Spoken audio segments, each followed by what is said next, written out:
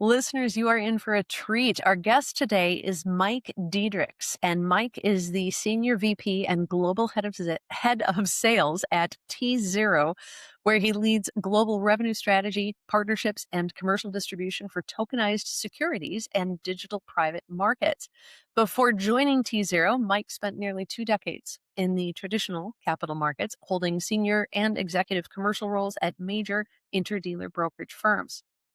Over the past 7 years, Mike has specialized in scaling sales organizations, building partner networks, and aligning product market fit with institutional adoption.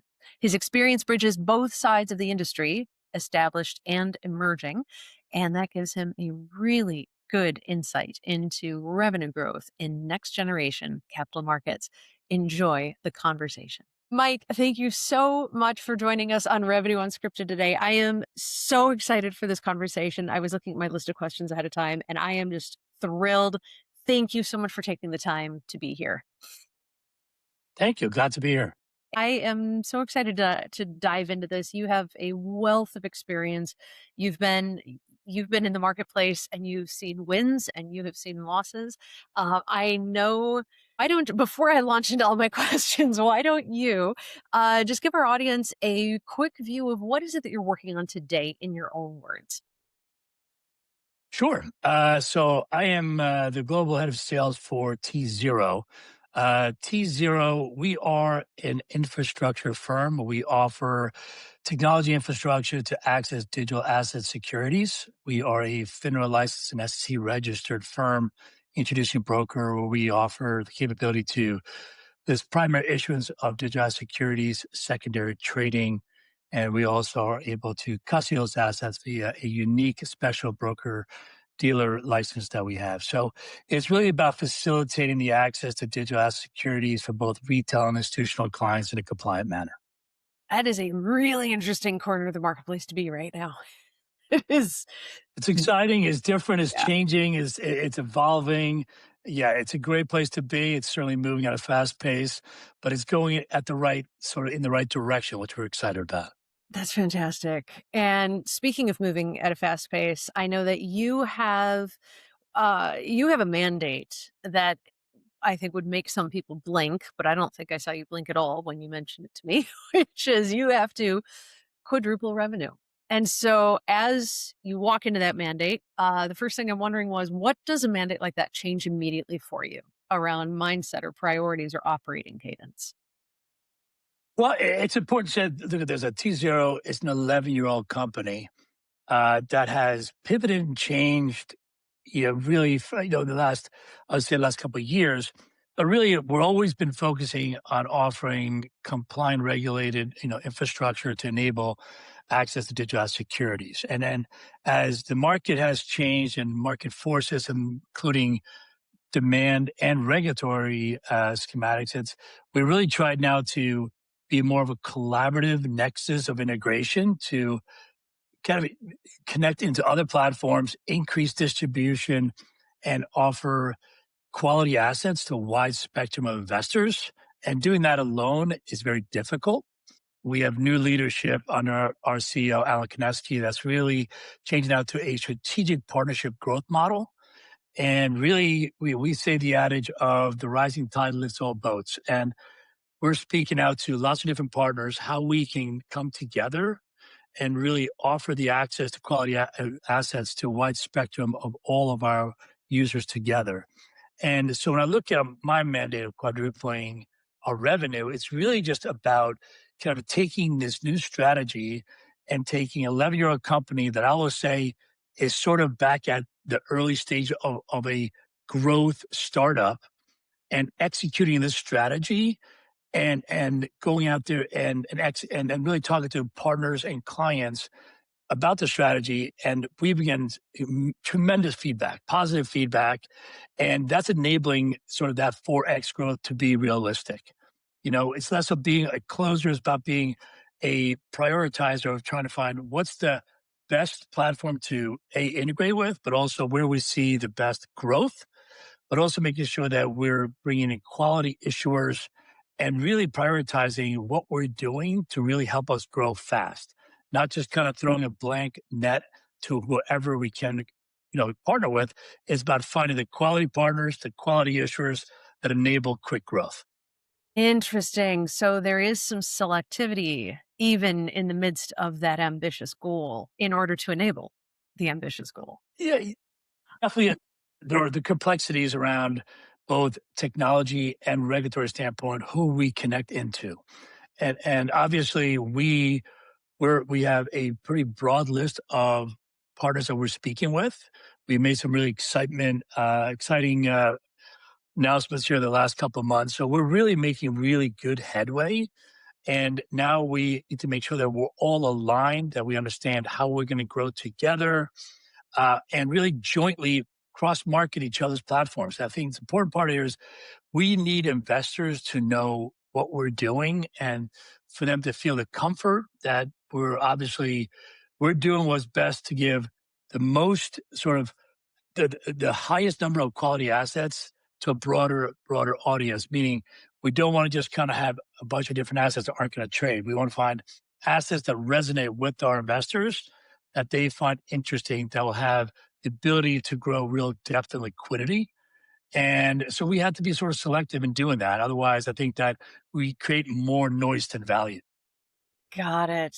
Protecting the value while you grow. That's beautiful. That is really Yeah. beautiful. It's not always easy to do, especially with ambitious growth goals.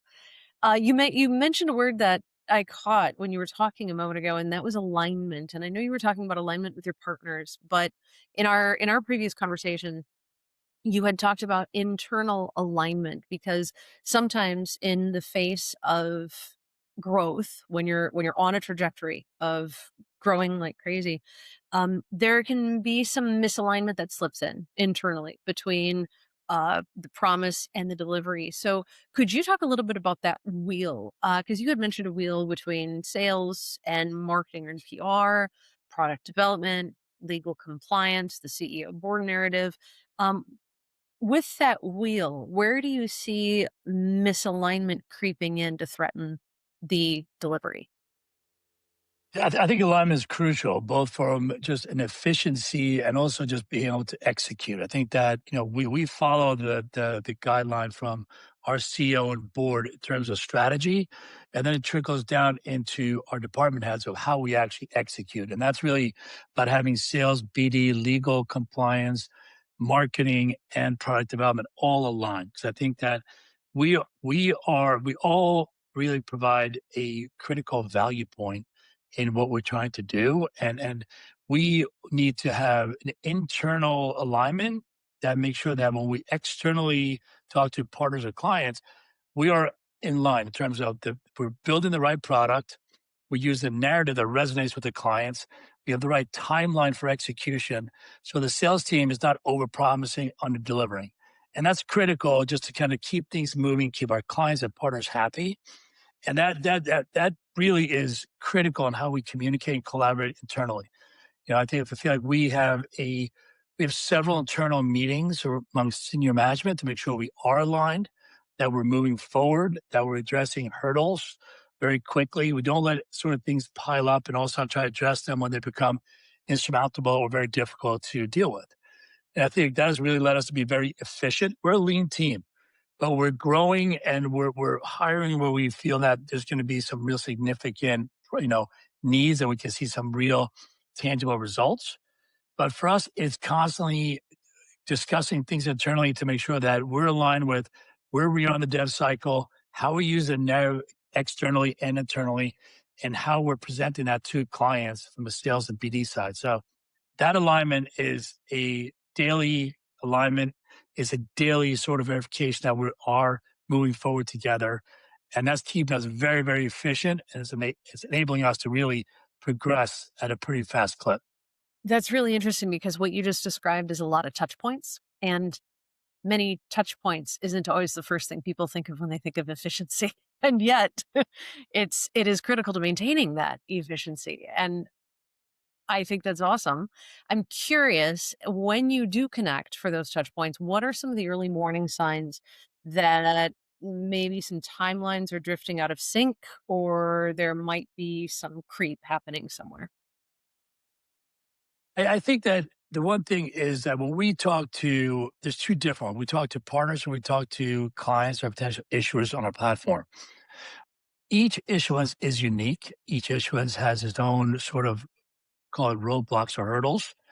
And we try to forge that path together. And sometimes when we forge that path, certain things come up. There's certain added features, or it's a certain sort of things that happen that will change how we integrate and how it will look in terms of the end goal, in both in terms of our agreement together, our master service agreement, or how we actually the integration will look, how difficult those API integrations will be. And we continually bring in people from the product side to be part of late stage sales calls to help us kind of minimize those hiccups. So we try to immediately identify where it could be a tech issue, where it could be a regulatory problem. So we have our legal team that are part of this, because obviously each jurisdiction has different legal kind of issues or ramifications that we need to really be very sensitive to. So we do bring in quite a few people into meetings, which tends to be sometimes a little bit difficult to get through an agenda because everybody kind of wants to say their thing. But I think a lot of the significant amount of touch points can create friction, but we found a very good way of actually allowing that to enable efficiency just by having the right people address the right issue at the right time. And that's really, I think for us, is critical because there's so many different potential, call it, just gaps or hiccups that can happen that we need to address, in the meeting right then and there. Instead of trying to say, let me speak to my legal team and get back to you, we have the legal right on that call. And then when we internally then meet up, when we discuss it, the actual engagement as a team, then we can have legal address it, the legal issues. We have dev people speaking about the technology issues, and sales and BD talking about the commercial and the business sort of potential issues. So we very quickly address those issues with the right people in those calls. And when we speak internally, they're well versed to be able to get everybody else updated. So it eliminates confusion, and it also allows us to address those problems very quickly. Transparency, wow. That's that's very intentional, transparency, and that Very, takes work. yeah.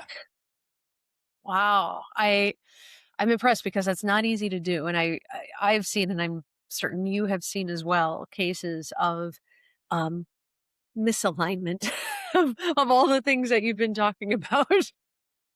Yeah, Yeah, we've seen it. and for us, honestly, it's we're trying, we're exploring a lot of different things. We're bringing in new types of assets, with new types of partners.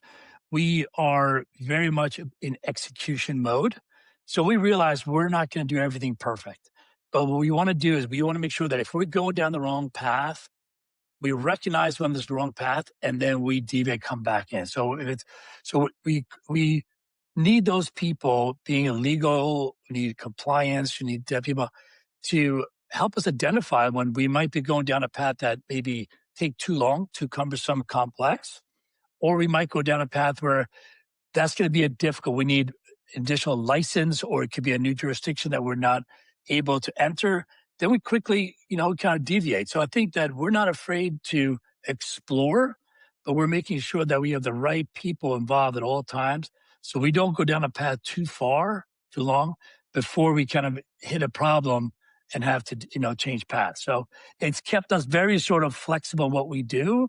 And I think keeps all of us very informed as a firm, where we're at and where we're going. That makes a lot of sense, and there's a balance because I think sometimes, especially, with founders, the trait of being able to stick with something is really highly regarded. That put the blinders on, stick to your guns, hyper focus, mission driven fuel is very highly regarded. But in order to be agile, you also have to be willing to do exactly what you just described and take in more information and pivot, and not to make it sound like it's 2020 again, but being able to make those changes is key to growing. That's what you described as a very interesting balance. It keeps us busy. And the one thing is, it's obviously our meetings, there's just, we tend to take a lot of people's times up with meetings because we want the right people in the meetings. And I think that you're right. Yeah, that could sound inefficient, but I think in the end, we want to get as much out of every single internal and external meeting as we can. And having people representing different areas of the business, yeah, from legal compliance, dev and sales, we're able to address a lot in a single meeting. And that's allowing us to continually move forward. And I say this as a salesperson, my focus is always about compressing the life cycle of being a partnership or sales life cycle. We want to get from identifying a potential opportunity to onboarding and getting an opportunity on the platform as quickly as possible. But we want to do that in a compliant way that fits both from a legal standpoint, but also within our capabilities from our technology stack. So there's sort of a trick there, right? You want to do it as fast as possible, but you have to do it the right way. Oh, and sometimes having one meeting about it now saves 8 meetings about it later, so it is absolutely the more efficient Exactly way. right. Exactly right. It's funny, you were saying, earlier when we were talking, you said something that really stuck with me, and it was something to the effect of happy clients spread, but horror stories spread faster. And I'm curious, I think you may have just touched on it, but I'm curious to know your answer to this question. Where do you find that companies tend to most commonly create those horror stories? I do think that I'll say from a sales perspective, I always say if you overpromise, underdeliver, you're creating friction and you're creating a bad experience for the partner or the client. And inevitably, when you disappoint a client that way, to gain their trust and to make that a happy engagement or successful engagement is very difficult. So, I think that we lead with we don't want to overpromise, underdeliver. We need to really understand what the client or partner is really looking to do and execute. And then we try to temper that with what we can do in terms of regulatory standpoint, what we have in terms of our platform and technology, but also how we're willing to grow with them and help them achieve their goal if we're not able to do that right now. And I think that working with a client and trying to help them achieve their goal and being very customer centric while also being realistic in what we can accomplish. I think the trap is to see the end goal of a partnership or a sale and jumping past the gaps of, hey, we're not ready right now, but maybe we fake it till we make it. And to me, that rarely ever works. I think that for us to keep happy clients is continually engage with them and being very honest and very transparent where we are, when we can execute. We all know there's going to be certain issues that come up, right? There's going to be external factors that causes delays, whatnot. But we try to be as very clear and upfront of what we can do, when we can execute, and that we're able to execute. And speaking to clients, I think we've had a very, very we have a great track record of that. And that's enabled many of our clients and partners to become champions. And they're the ones that are really driving other interest, referring us to people, introducing us to people. So we're very fortunate for that. And we take that very serious. We understand that our brand name, is critically important to us. And we want to gain the trust of our clients and partners because we realize that once you lose the trust, it takes 10 times as long to gain that back, if ever. Oh my goodness, you're absolutely right. And as you're talking, I was thinking about our own experience. I mean, we're a small consulting firm. I grew up in this business. My father started it 40 years ago, and I. Re- it's funny. I have many colleagues also in this space, in the consulting space. Boutique firms, and among small business owners, service providers, even small to medium sized enterprises, marketing is always a headache. They always struggle with marketing, the expensive marketing, the headache of it, the branding, the advertising, everything. And every once in a while, it would come up. And when I came back to working with my dad, it would come up in conversation, and I'd be like, we don't really deal with that. And it finally clicked with me one day. Um, we haven't actually paid for marketing, and we definitely haven't done any advertising in 3 decades. And at the same Amazing. time, and at the same time, our other, we'd have conversations about the way that we'd run our businesses, and I would talk about the way that my dad would do it, and I saw him do this as I was growing up. Every time it was over deliver the living daylights out of an engagement, just over deliver, over deliver. And when I started working with him full time, I was like, what? It wasn't really clicking with me. I was like, how's our margin? How are our margins on this one, Dad? Like, I don't understand why we're over delivering so much on this one. And he said, yeah, look at our marketing expense. It's like, we don't have any. Oh, Yeah. I get it. But he had over delivered for so long. I mean, he had people coming to him constantly. And there was the amount of trust that he built up with that. I learned a lot watching him do that because there's trust, there's integrity, and what you're describing, you really can't market it away when you under deliver something that you've already promised. And that's really hard to do. No, and I mean, I think it's very sort of well known, obviously, in the sales side. Like the best sort of form of marketing is sort of anybody like your word of mouth and a champion that will speak on your behalf, right? I mean, obviously, any marketing that's constructed by a company that basically is sort of a biased way of kind of explaining what your services are and how you differentiate. But when somebody else really does that for you, it has a lot more gravitas. And I think for us, what we really done in our marketing really incredible job is really we're trying to be very vocal about who we're partnering with and what we're doing and the additional license we're getting. And we've been very, very active here in the last few months, just on PR releases to really just let people know what we're up to. I think that that's the important part too, is that we want to inform people how we're progressing, where we're going, and how we're trying to help the market grow. Right now, I mean, the tokenization market is a fairly fragmented, or very fragmented actually, industry that we're Kind of the trying to purpose. defragment. Yeah, Yeah.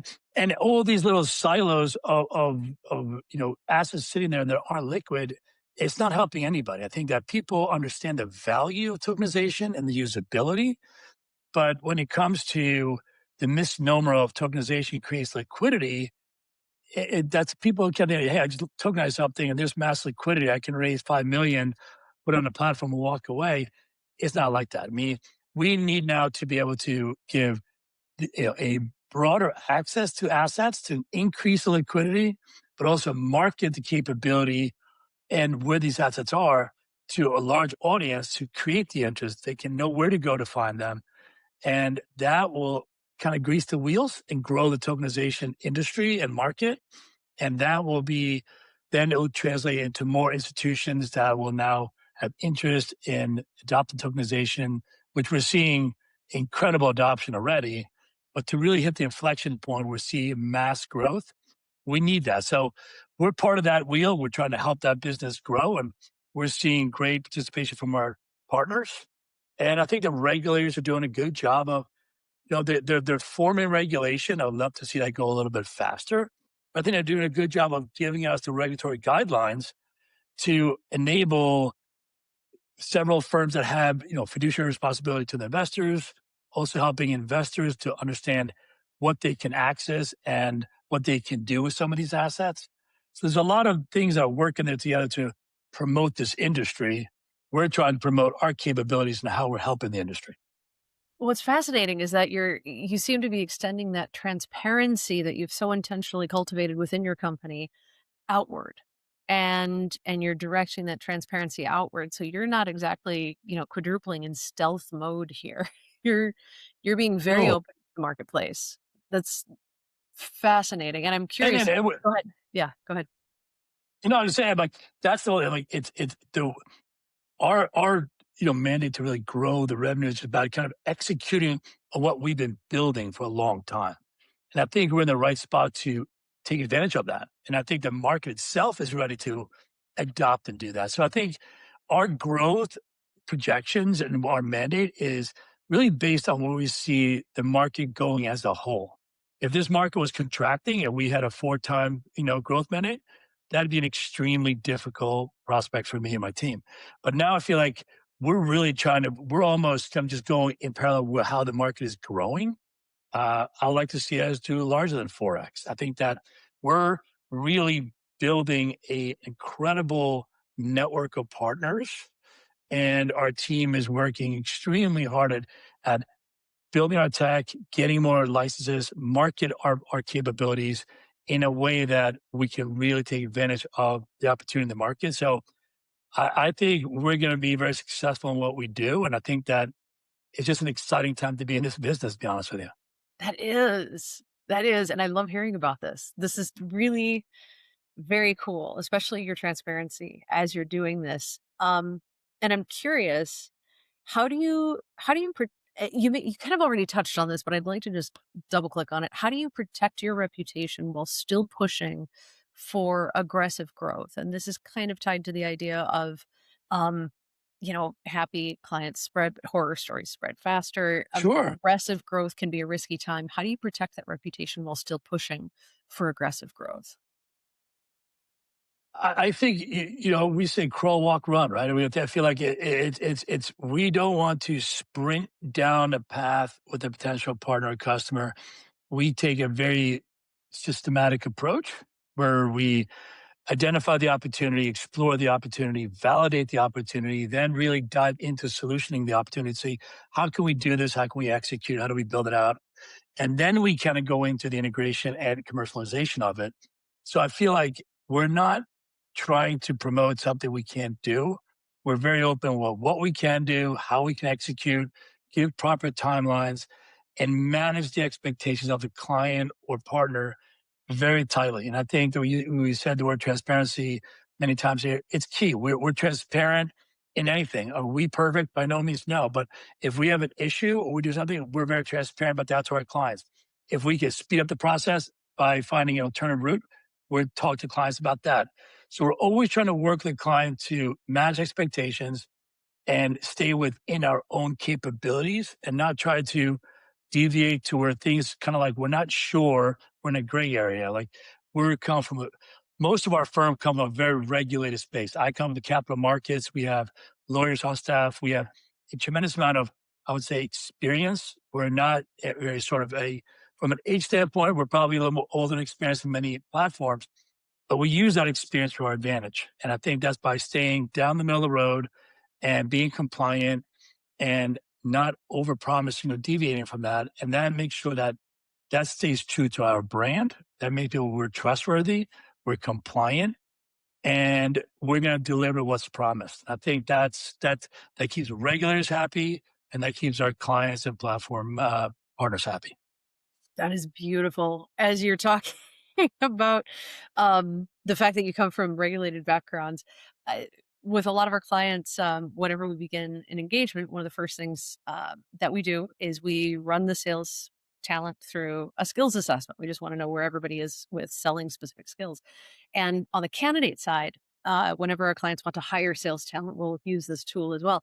And you can set the specs of the tool. Do you want somebody who can handle a shorter cycle or a longer cycle of a sale? Is it lower ticket, higher ticket? Where the organization do they have to be targeting? Is this the executive suite or somewhere else? And one of the questions on setup is, do you need this person to think like an entrepreneur? And now I'm the child of entrepreneurs. And so for me, I was always like, that's what you want. I'm a salesperson. Like, they need to be able to go out into the marketplace, think like they own the P&L and build the business. And until I realized one day I was talking to the founder of this assessment tool, and he said, no. Thinking like an entrepreneur is not always what you want. Sometimes you need somebody in the box, and the entrepreneurs are always thinking out of the box. And so there are times in heavily regulated industries, you don't want the creative kid coming in and breaking everything. Nope. No, and there's a fine line. There's sort of like a hybrid model, right? You can't just stay in the middle of the box and just go down the path and do the same thing everybody else doing. You have to kind of like basically see what you can do within your regulatory, parameters and your tech stack and your execution ability in terms of the people they have on staff.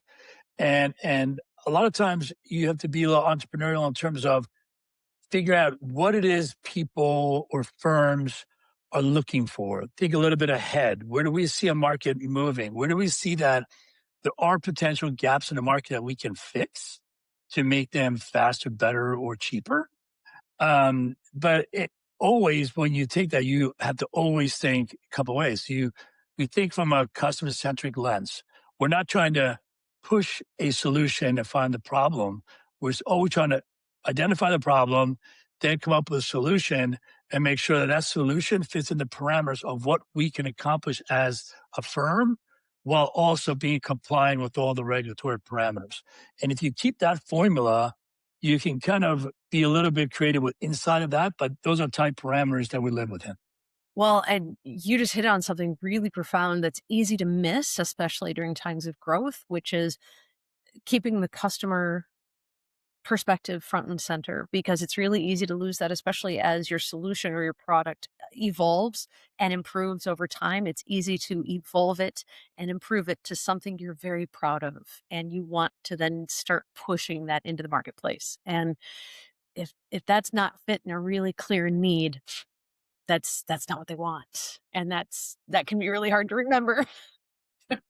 No, no, exactly. And if we look at it from our customer perspective, the issuers that come to us, we have a sort of a wide spectrum. We have anywhere from people that are curious about tokenization and how that can enable them to raise capital, or there's other ones that all have really, they found their exemption, they have a structure, they have their legal documentation in place, they're ready to go. They're just trying to find the right platform.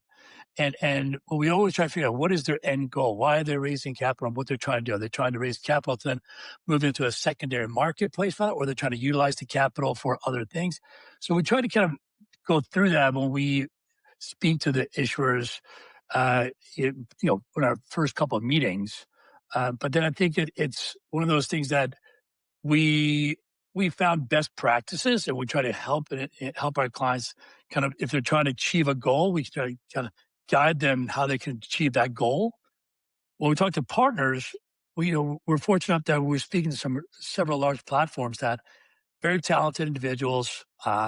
They've done several things great, but like everybody can find a way to improve.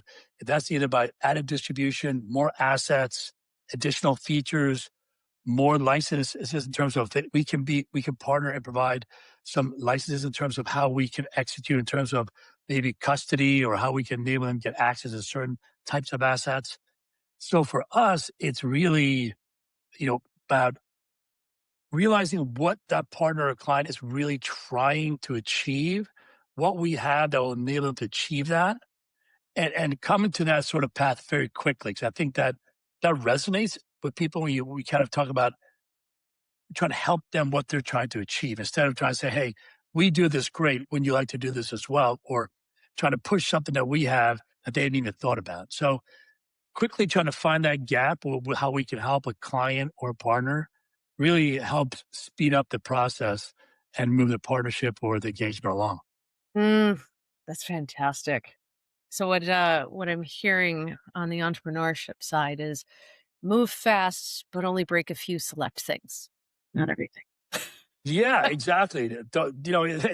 Exactly. Don't break it. Just kind of like, get a crack and all of a sudden you go back so you can fix the crack. Because I mean, Yes. like we always say, we're in this new industry and I still think we're like the nascent stage of like really just kind of like getting tokenization to really hit this inflection point of growth.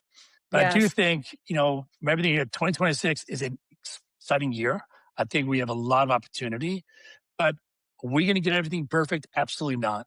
But, we'll be always compliant. We'll stay within regulatory parameters, but we're going to take sort of chance to try to figure out how we can improve this market and how we can best partner with firms and how we can make the process for investors to access many assets as possible, both from a yield perspective and growth perspective, but also usability perspective, and also how other platforms can grow. Because I feel like as an industry, if several platforms are able to grow and expand, I think it's just going to help the entire industry. And that's sort of what we are seeing already.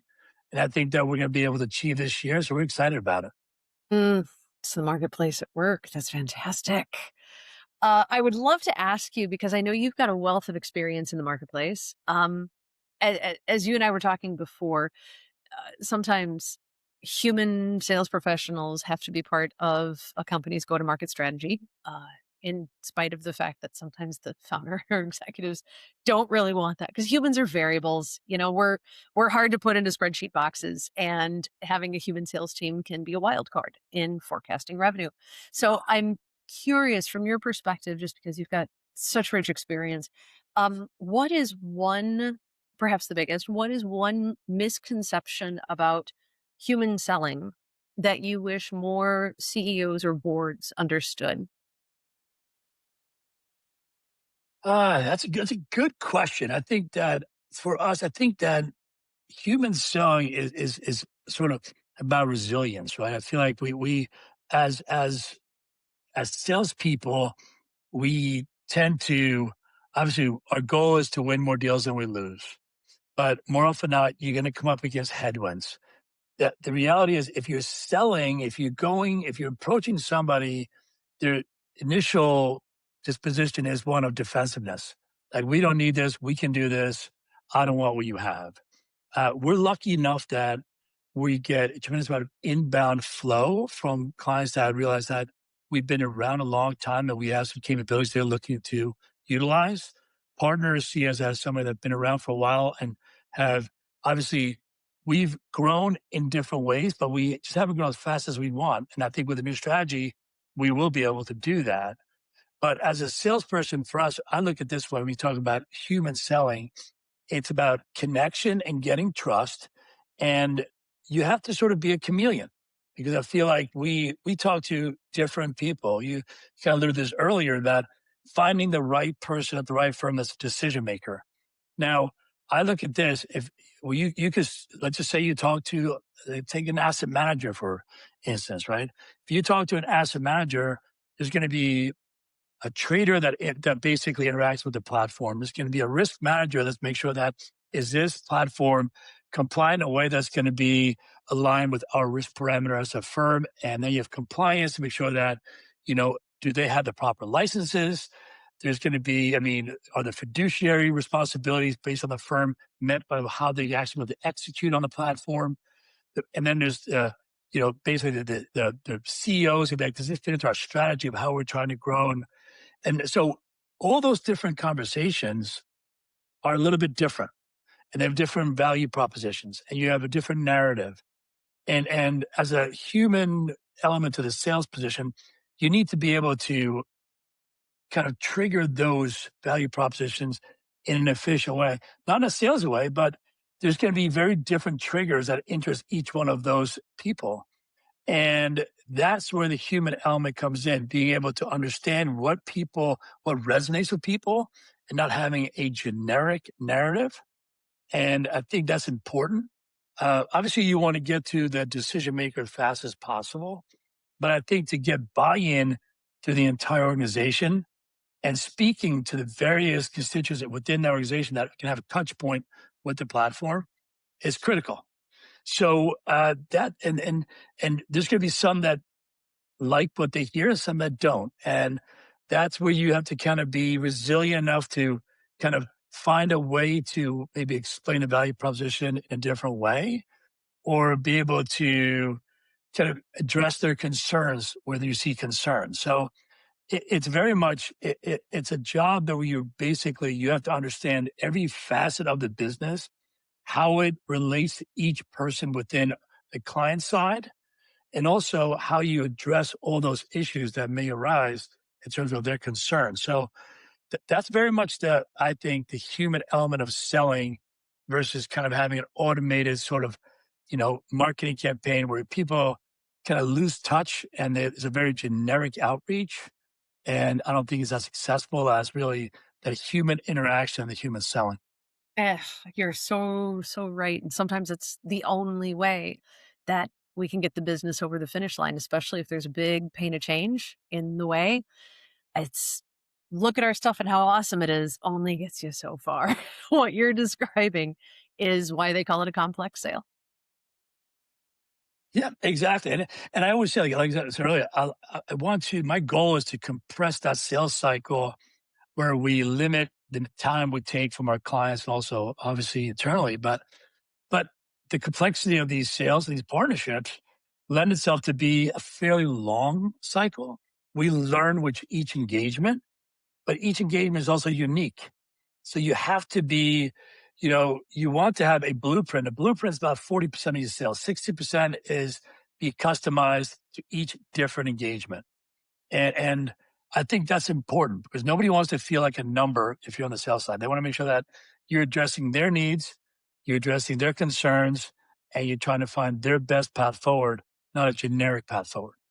Mm, that is fantastic. I'm curious, and you could tap into all of your experience in the marketplace here, not necessarily just recent one. But I'm curious to know, where do you see really good leaders accidentally create friction for their own sales teams? Uh, I do think that leaders are want to be informed. They want to be engaged. They want to help out. And I think that something that we do extremely well here at TZERO is there's no micromanaging. There's people we have quality people that are well, you know, versed and experienced in their job responsibilities and leaders that are constantly kind of immersing themselves in the process tend to kind of sometimes cause a little bit too much of friction because they're not maybe as informative. They haven't been involved in the whole sales life cycle. And they come in the middle of the sales life cycle. All of a sudden, you regurgitate information you got over. There's confusion. Now you take a step back. Well, let me explain this again.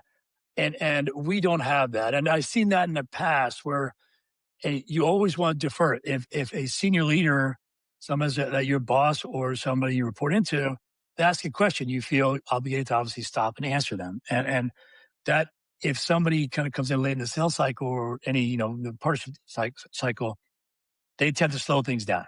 And I think good leaders let good employees do their job and then get their download and catch up with them, give advice or leadership, kind of guidance to where this project or engagement should go. But I think that's key. Hiring the right people that you trust and not always trying to immerse yourself in the process makes a good leader. When leaders become problems, when they try to kind of stay out of it until they come into the end, and then they slow things down with sort of, just I say lack of sort of knowledge what's going on because you just haven't been involved in the process.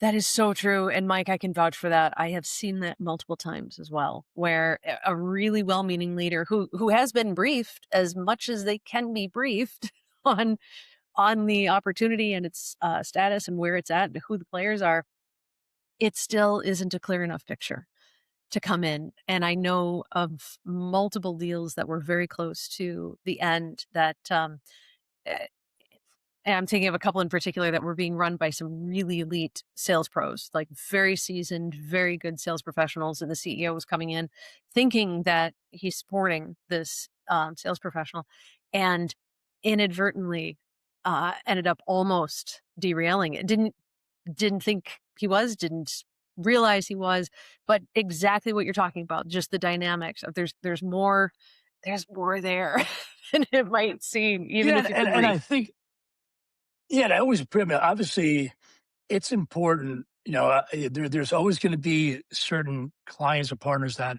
they want to see the CEO. They want to see so you want to Yes, always kind of and they keep should. them Mhm. involved. They should Yep, absolutely.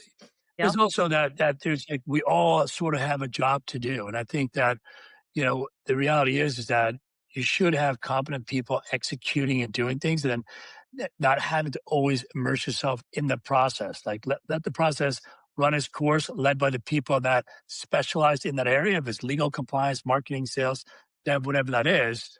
And the CEO's obviously the job is to drive the vision, right? And get the right people to do that job. And I think that we're lucky enough that we work very well like that. And I think that we're not micromanaged and we're very efficient. But it's like, you're right. It's like I've seen in the past too, when everybody wants to be part of these, like last couple of meetings before you're on board. And all of a sudden somebody throws a twist in it. Why don't we do this? We should have done this. And then, well, Yes! we've already gone over that. And next thing I was like, and it makes the client rethink, well, maybe we should do that. And all of a sudden Right. you're back to square two and you're ready Yes. to like sign and move forward. Yes, one thing that people don't expect is if you're at the very end, dropping some hot new technology is not going to get this over the finish line. It will bring you back, exactly what you said, back to square two while they shop that new feature. it's it's Yep, not exactly right. not going to clinch the deal. Well, I realize I got to land this plane. I have a ton of questions that I could ask you, and you just have a ton of great insights. But let me at least put the runway insight here. If you could give one piece of advice to founders who are looking to quadruple this year and humans, whether they like it or not, are part of their go to market strategy, what would that one piece of advice to those founders be? I think that number one is if you're looking to quadruple your revenue and have aggressive growth kind of goals and parameters you want to reach and certain KPIs that are going to get you there, I think it's having a very structured approach where what we do is we look at our weekly goals, monthly goals, quarterly goals, annual goals, and having small carrots in front of you that give you small wins keeps the optimism and the trend going forward. I do think that keeping a very collaborative and optimistic culture where, we do things together, where you're not in a silo. You're not, we collaborate. I ask for advice all across the board for people that, in terms of, approaching a client, approaching a platform, anywhere from the our developers to our, finance to compliance, because everybody has a unique perspective. So I think leveraging everybody's skills and intelligence in your firm as you go forward is critical because nobody wants to feel like they're on an island.